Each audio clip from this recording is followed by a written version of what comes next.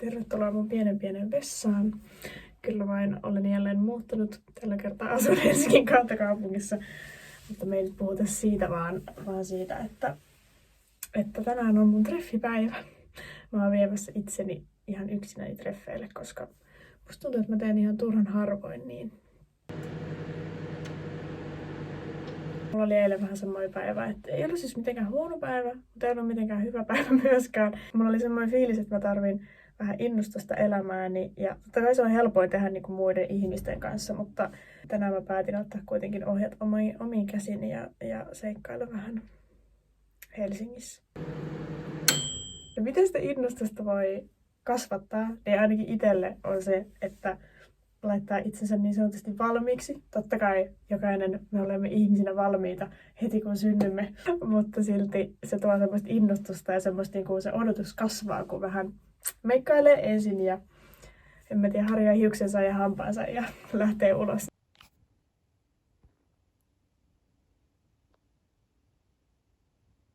Mulla on suunnitelmissa mennä tänään käymään Hamissa, eli Helsingin taidemuseossa. Mulla on aina museokortti, mutta mä en ole tänä vuonna käynyt yhdessäkään museossa ja nyt on jo helmikuu.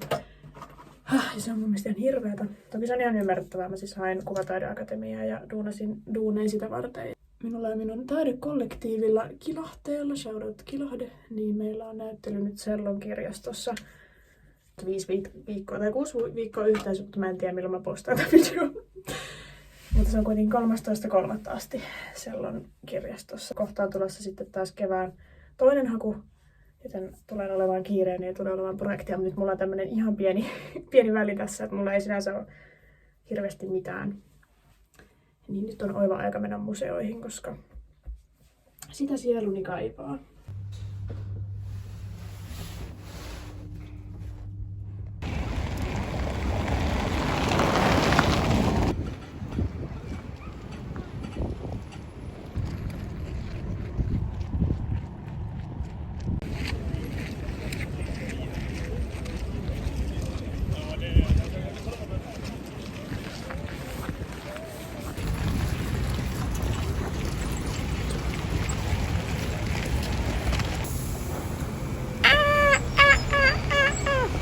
Ja tullutkin ihanan kesäinen fiilis, kun imitoin lukkia.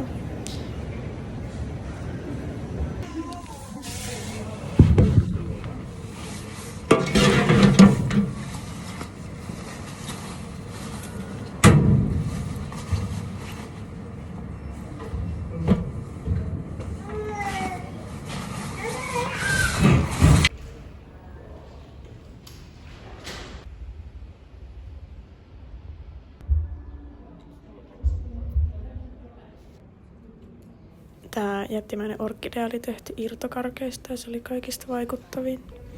Mä pidin myös kuinka intensiivisiä nämä tuijottavat kissapatsaat oli. Ihanan ahdistavia.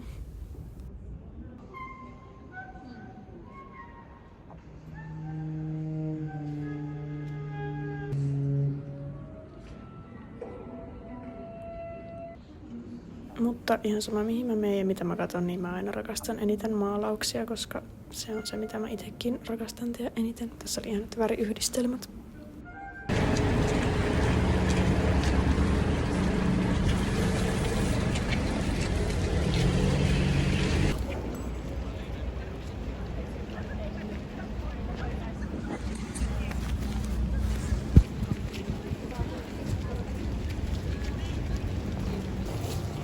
Sitten koitti mun ensimmäinen kerta yksin leffateatterissa, mutta se oli tosi rentoa. En mä tiedä miksi mä jännitin sitä.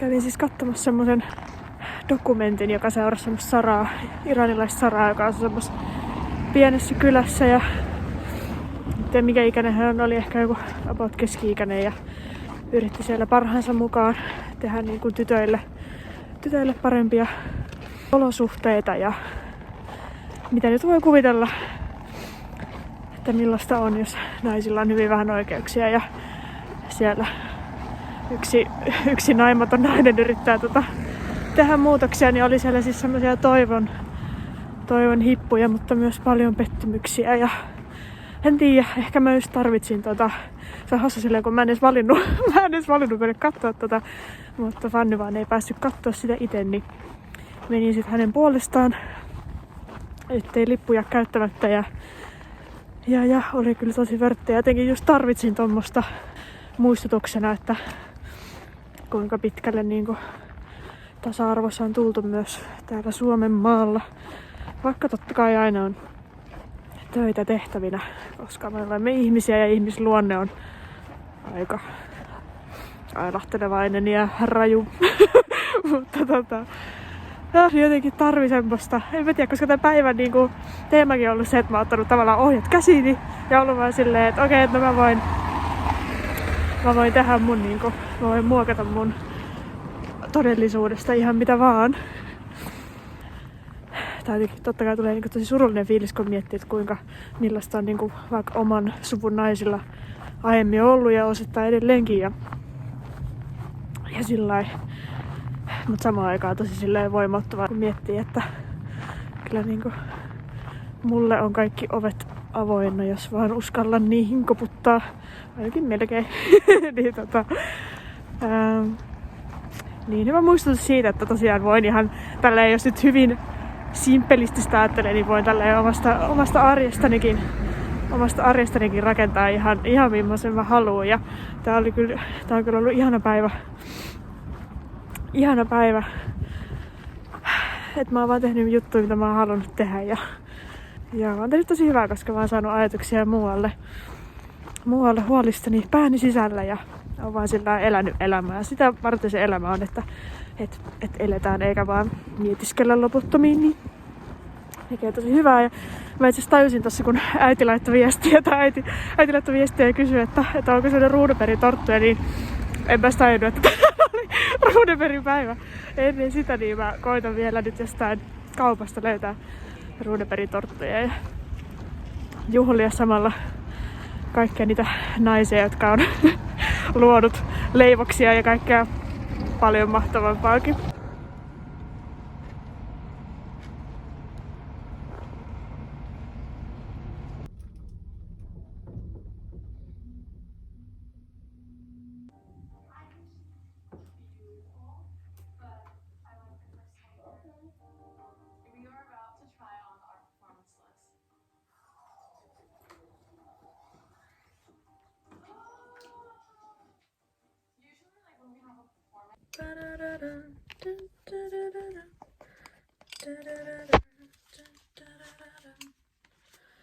You're so cold.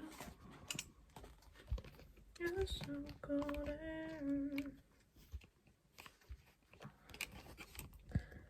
No, that you're scared because hearts get broken.